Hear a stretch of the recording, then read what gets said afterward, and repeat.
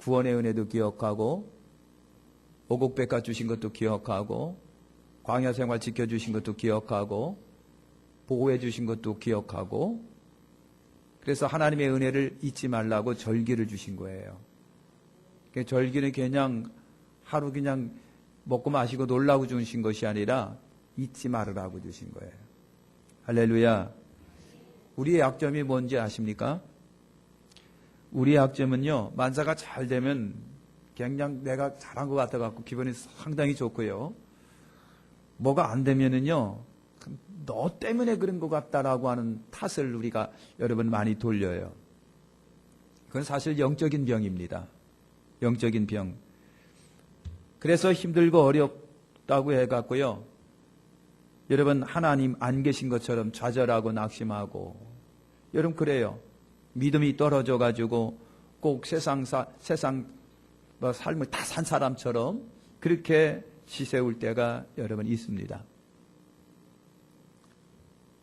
우리는 작든 크든 하나님이 주신 거에 대하여 감사하는 마음으로 살아가시길 바랍니다.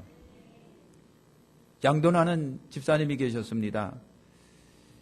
하루는 거기서 기르는 돼지가 시돼지가 8마리 새끼를 낳았거든요. 그 소식을 듣고 목사님이 전화를 했어요. 집사님 축하합니다.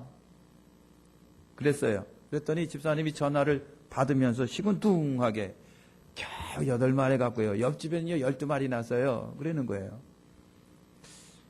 며칠 후에 또 소식이 들려졌는데 다른 돼지가 12마리 새끼를 낳았다는 거예요. 그래서 목사님이 또 전화를 해서 아유 집사님 축하드립니다. 아유 12마리 낳았다면서요. 그랬더니 이 집사님이 또 시답지 않게 퉁명스럽게 그렇게 말을 하는 거예요. 목사님 14마리 갖고 무슨 뭐 그러십니까? 그냥 한 20마리는 낳아야지요. 막 그러는 거예요. 그래서 목사님이 축하했는데 좀 뻘쭘했어요. 며칠 후에 목사님이 집사님 댁에 신방을 갔습니다. 그리고 설교회를 목사님이 했습니다. 집사님 참 돼지보다도 더 욕심이 많습니다. 그랬더니 집사님이 째려보면서 하나님 목사님 나를 돼지하고 비교합니까? 그래서 목사님이 그랬어요. 집사님 돼지는 꾸정물 한 바가지만 주면은 돼지는 처먹고 만족해갖고 배 이렇게 막 하고 잠이나 자는데 집사님이야 그 만족도 모르고 맨날 그냥 불평만 하니까 돼지보다 못한 거 아닙니까? 딱 까놓고 그런 얘기를 했대요. 사랑하는 성도 여러분, 하나님의 베푸신 은혜와 사랑이 있습니다. 그걸 감사하러 우리가 해야 되겠고요. 그것이 다 하나 주님의 은혜인 줄 알고 기뻐하시기를 바라는 거예요. 만약에 그것마저라도 하나님이 안 주셨다면 어떻게 될 건데요? 오늘 여러분 늘 감사하시기를 축원합니다. 우리는 지금까지 하나님의 은혜로 살아온 거예요. 그죠? 하나님의 은혜로. 지금도 우리는 하나님의 은혜를 살고 있고요. 앞으로도 그 은혜로 살아갈 거예요. 잊지 마시라고 하는 거예요. 자, 일평생 주를 위해서 산 바울을 이야기해 보겠습니다. 그런 10절 한 절에 은혜라고 하는 단어를 무려 3번씩이나 연거푸어 사용합니다. 은혜. 오죽하면 구은혜라고 이름을 적겠어요. 그죠? 옛날에 우리 지방에 어떤 목사님, 사모님의 이름이 뭔 줄 아세요? 김죽자였었어요. 죽자가 이상하게, 그죠? 왜 죽어? 살아야지. 그래서 이름을 바꿨어요. 김은혜로 바꿨어요. 저도 바꿀 거예요. 배은혜라고. 여러분, 은혜를 잊지 마시기를 바라겠습니다. 하나님의 은혜로 살았고 앞으로도 하나님의 은혜로 살 거예요. 돌이켜볼 때 다 하나님의 은혜가 우리에게 있는 겁니다. 여러분, 바울의 과거 죄송합니다. 과거 믿기 전 글을 한번 살펴보겠습니다. 9절에 보면은요, 나는 사도 중에 지극히 작은 자라 내가 하나님의 교회를 핍박하였으므로 사도라 칭함을 받게 감당치 못할 자로다. 바울은요, 역시 위대한 사도입니다. 이방 세계에 복음을 전해서 수많은 교회를 세운 분이에요. 신약 성경의 절반 이상을 기록한 분이 여러분 바울입니다. 기독교의 아주 핵심적 교리는 바울에게서 나왔다라고도 할 정도로 지대한 영향을 끼친 분이 바울입니다. 누구나 인정하는 위대한 사도입니다. 그런데 그 바울이 자기를 뭐라고 그랬느냐면 사도 중에 지극히 작은 자라고 그렇게 말을 합니다. 지극히 작은 자라고 말합니다. 지극히 작은 자. 그러면서 그가 또 하는 얘기가 사도라 칭함을 받기에 감당 못할 자라고 자기 스스로 자기를 그렇게 평가를 합니다. 그렇게 평가를 합니다. 사도라 칭함을 받기에 감당하지 못할 자입니다. 왜 그랬을까? 그는 하나님의 교회를 뭐 했던 사람이다? 핍박했던 사람이에요. 핍박했던. 그래서 디모데전서 1장 13절에 보면은요, 바울은 자기를 그렇게 표현합니다. 회방자요, 핍박자요, 포행자였었다. 나는 죄인 중에 괴수였습니다. 괴수란 우두머리를 말합니다. 자기 자신을 그렇게 회방자요, 핍박자요, 포행자라고 말합니다. 괴수였습니다. 고백합니다. 그러니 그가 여러분 은혜로 이방인 사도로 하나님의 부름을 받고 예수 그리스도를 증거하는 대사도가 됐으니 사랑하는 성도 여러분 얼마나 감동스럽겠느냐라고 하는 거예요. 그래서 사도 바울은요, 하나님의 은혜가 그냥 고마운 거예요. 고마운 거예요. 하나님의 은혜가 고마운 거예요. 영국에 존 뉴턴이 있습니다. 잘 아시자는 것처럼. 그가 매우 방탕한 삶을 여러분 살았거든요. 뉴턴의 아버지가 보다 못해서 이놈 철 좀 들으라고 군대를 보냈어요. 해군에 보냈어요. 입대시켰어요. 그런데 이놈이 얼마 못 있다가 타영을 한 거예요.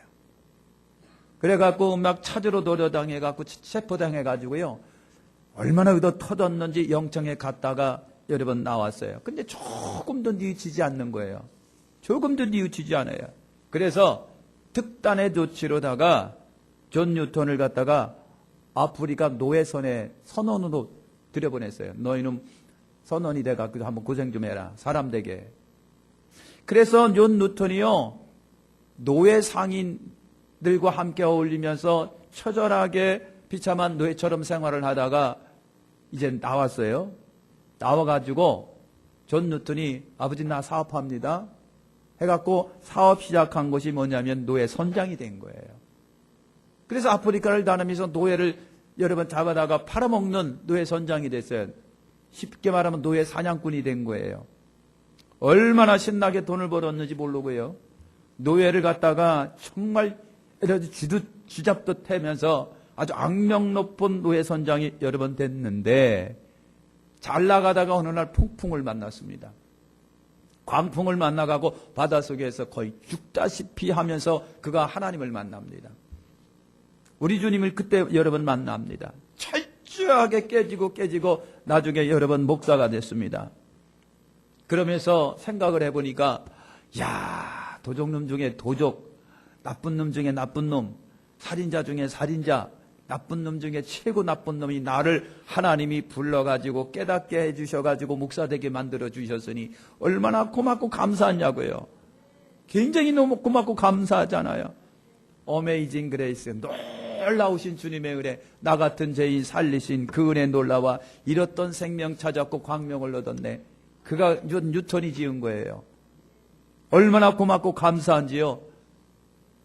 사랑하는 성도 여러분, 존 뉴턴이 남긴 유명한 두 가지 말이 있습니다. 하나가 뭐냐면요, 이 다음에 내가 천국에 가면은 세 가지 때문에 깜짝 놀랄 거다 그랬어요. 잘 아시죠? 하나는 당연히 있을 것이라고 생각했던 사람인데 천국에 없어서 놀랄 것이고, 그 다음에 둘째는 그곳에 있으면 안 될 거라고 생각했는데 천국에 있는 것이다. 그걸 놀랄 것이고, 마지막으로 나 같은 죄인이 그곳에 와 있는 것을 보고 놀랄 것이다 그랬어요. 저 사람은 분명히 천국에 있을 거야 하랬는데 가보니까 천국에 없어서 놀랄 것이고, 저 같은 사람이 저런들이 어떻게 그냥 그랬는데 천국에 와 있는 것이고, 나 같은 노예 상인이 구원받아서 천국에 있는 게 놀랄 것이다 그랬어요. 두 번째 그가 한 말 중에 여러분 유명한 말이 하나가 있습니다. 두 번째가 뭐냐면요, 내가 다른 것은 다 잃어버린다고 할지라도 나는 이 한 가지만큼은 결코 잃어버릴 수 없습니다. 그것은 내가 과거에 너무나 큰 죄인이었던 것과 그럼에도 불구하고 예수님은 나의 구세주가 되신다는 것이다 라고 하는 말을 남겼어요. 할렐루야. 우리는 어떻을까요? 우리는 어떻습니까? 우리도 역시 지옥 갈 수밖에 없는 큰 죄인이었어요. 그런데 예수님이 십자가에서 흘리신 보혈로 우리 죄를 씻어주셨습니다. 다 용서하시고 우리를 의롭다 하시고 여기까지 우리를 여러분 인도해 주셨잖아요. 우리도 바울처럼 모든 것이 다 하나님의 은혜라고 우리는 진심으로 고백해야 할 것입니다. 하나님의 은혜십니다. 하나님의 은혜십니다. 자, 그 다음에 이 성경 속에서 바울의 현재의 삶에 대해서 우리가 한번 봅니다. 현재 10절에 보면 그러나 나에 대한 것은 하나님의 은혜로 된 것이니, 바울이 여러분 그랬습니다. 바울은 원래 교회를 핍박하던 자였습니다. 그런 그가 예수의 사도라고 하는 영광스러운 직분을 여러분 얻게 됐습니다. 바울은 그것이 놀라운 하나님의 은혜라고 고백을 합니다. 하나님의 은혜입니다.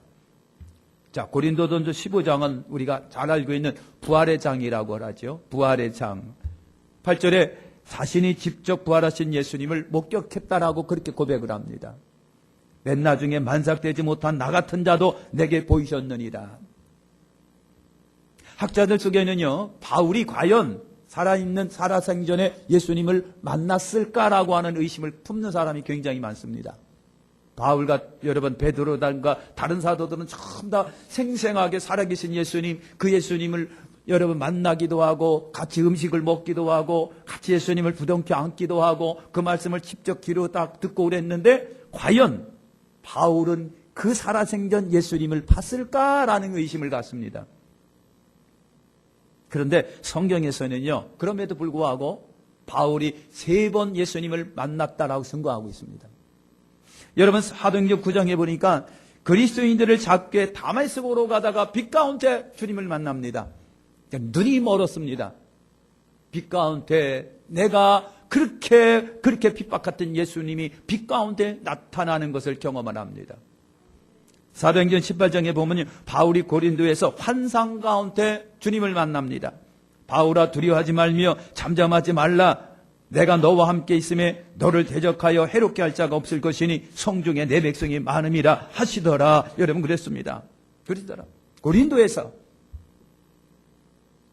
나타나신 예수님께서 바울 보고 두려워하지 말아라. 담대하라. 이 성에 내 백성이 많다. 환상 속에 우리 주님을 바울이 만납니다. 세 번째는 사도행전 23장에 보면 바울이 예루살렘 공회에 가서 밤에 주를 만났습니다. 이르시되 담대하라. 내가 예루살렘에서 나의 증거한 것 같이 로마에서도 증거하여야 하리라 하시니라. 그랬습니다. 환상 속에 또 주님을 여러 번 만납니다. 적어도 바울은요, 환상 가운데 예수님을 3번씩 보는 역사가 있었습니다. 그리고 말을 합니다. 이런 사람인데 이렇게 부족하기 짝이 없는 나를 하나님이, 그 예수님이 이방인 사도로 나를 부르셨습니다.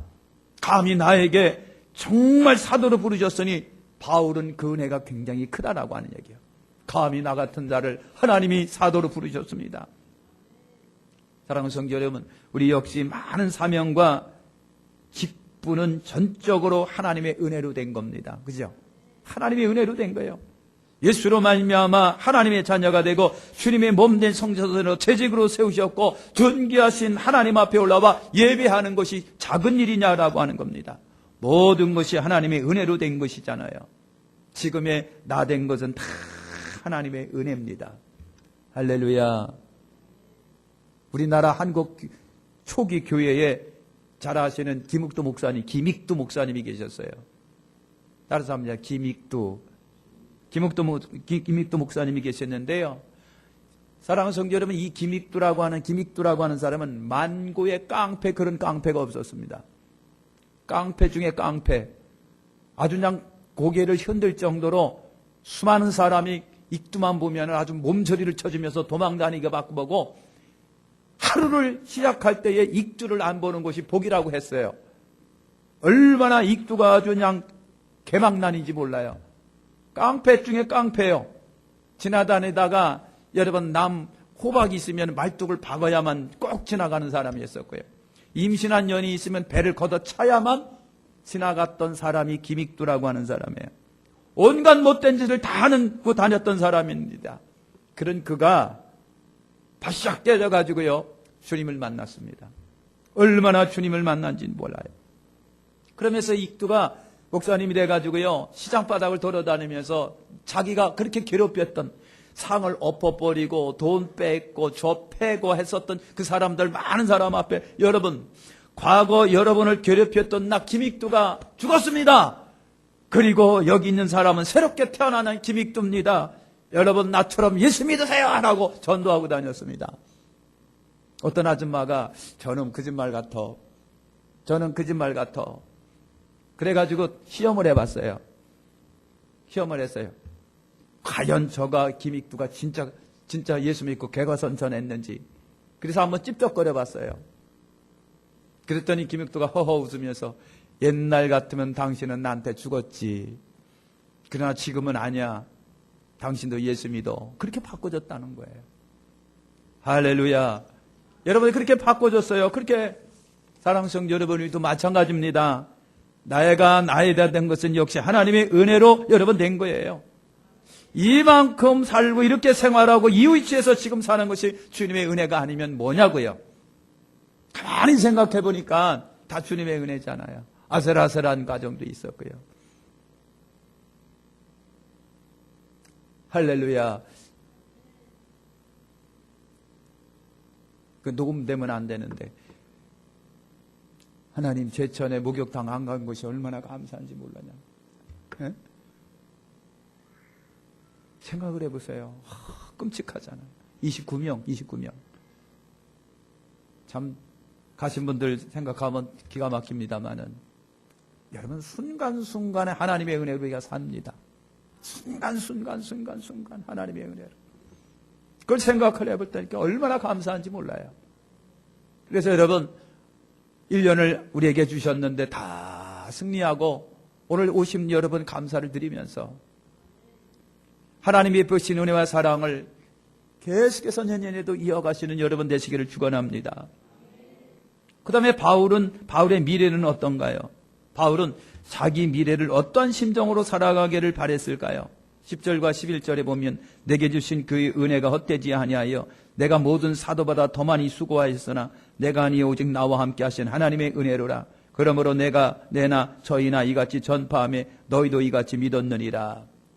바울은요, 어떤 사도보다도 더 많이 수고했다라고 자기가 그렇게 말을 합니다. 어떤 사도보다 더 많이 수고했습니다. 그런 수없이 핍박을 받고 매도 많이 받고 감옥에 여러 번 갔기도 하고 헐벗고 굶주리고 못 먹고 못 입고 하면서 생명의 위협, 바다의 위협, 동족의 위협, 강도의 위협, 춥기도 하고 굶주리기도 하고 헐벗기도 하는 그런 수많은 삶을 여러분 살아왔습니다. 그러나 이 모든 수고를 그가 말을 합니다. 이것도 하나님의 은혜입니다. 이것도 하나님의 은혜입니다. 우리는 만사가 잘 되고 형통해야 은혜 받은 것으로 생각합니다. 여러분 그렇지 않아요? 건강을 잃었다가 건강을 회복됐어요. 그 하나님의 은혜를 입었다라고 여러분 그렇게 표현합니다. 실패했다가 성공하고 난 뒤에야 하나님의 은혜를 입었다고 우리가 그렇게 자신 있게 얘기를 합니다. 그런 생각을 합니다. 그런데 바울은요, 오늘 본문에서 뭐라고 말씀합니까? 예수님으로 인한 고통을 하나님의 은혜라고 표현한 거예요. 하나님의 은혜. 그에게 있어서 성공만이 하나님의 은혜가 여러분 아니었습니다. 실패도 역시 하나님의 은혜였어요. 건강도 하나님의 은혜지만 병약한 것도 하나님의 은혜였다. 바울은 자신을 찌르는 육체의 가시조차도 하나님의 은혜라고 말을 합니다. 그것도 하나님의 은혜입니다. 자, 이렇게 복음을 전하는 것만 하나님의 은혜가 아니라 여러분 핍박받고 매맞고 감옥에 갇히는 엄청난 고통고 고난도 있었는데 그것도 다 하나님의 은혜로 여겼습니다. 바울에게 사는 것도 하나님의 은혜였지만 죽는 것도 하나님의 은혜라고 생각을 했어요. 이것이 바울의 은혜의 정신입니다. 바울은 여러분 그렇게 생각을 했어요. 그래서 그는요 로마에서 순교하는 자리까지도 갈 수 있었다라고 하는 거예요. 순교의 자리까지도 갔어요. 로마의 감옥에 안내글에 바울이 오복에 갇혔는데 네로 황제에 의해서 목이 잘려져서 죽습니다. 바울의 목이 탕탕탕 3번 뛰었답니다. 뛰는 곳에서 물이 솟아나왔대요. 바울은 목이 잘려서 여러분 죽었습니다. 그것도 하나님의 은혜라고 말을 합니다. 코바디스 도민에 주여 어디로 가시나이까? 로마의 박해를 피해서 베드로가 도망을 갑니다. 막 가다 보니까 주님이 저쪽에서 걸어오네. 주여 어디로 가시나이까? 그랬더니 주님이 하시는 얘기가 베드로야 너는 박해를 피해서 도망가지만 나는 그 박해 속으로 들어간다. 그래서 로마를 향하여 들어가는 주님을 보고 베드로가 깜짝 놀랐습니다. 그래서 따라 들어가서 순교당했습니다. 사랑하는 성도 여러분, 주를 위해 죽는 것도 바울은 은혜라고 생각했습니다. 주님을 위해 죽는 것도 은혜입니다. 사랑하는 성도 여러분, 우리가 지금까지 살아온 것 다 하나님의 은혜입니다. 하나님의 은혜. 하나님의 은혜가 아니었다면 결코 여기까지 올 수 없었을 것이에요. 지금 우리는 하나님의 은혜 가운데 살아가고 있습니다. 앞으로 살아갈 거예요. 은혜 속에 살아가게 될 걸 확신하면서 지금도 감사하시기를 축원합니다. 우리도 바울처럼 하나님의 은혜를 생각하면서 하나님이 내게 베풀어 주신 그 무한한 은혜를 내가 무엇으로 보답할까? 라고 하는 심정으로 하나님이 우리에게 맡겨주신 사명에 더욱더 충성할 수 있는 그런 여러분 되시길 바랍니다. 그리고 새로운 새해가 되시기를 축원합니다. 이제 묵은 해를 보내면서 참 우여곡절 많았던 한 해였는데 이제는 새해가 여러분 우리 앞에 다가오잖아요. 어떻게 보면 똑같은 시간일 뿐입니다. 새해는 여러분 다시 한번 심길전 각오한 마음으로 모든 것이 다 주님의 은혜입니다. 그렇게 생각하시고 여러분 기쁨으로 새해를 맞이하시기를 예수님의 이름으로 축원합니다. 아멘. 기도하겠습니다. 하나님 감사합니다.